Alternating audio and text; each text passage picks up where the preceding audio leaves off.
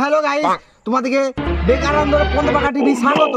তো আজকের দিনে কিছু কিছু পন্তপাকা ছেলে হয়েছে, তাদের আমরা ভিডিও তোমাদেরকে দেখাবো।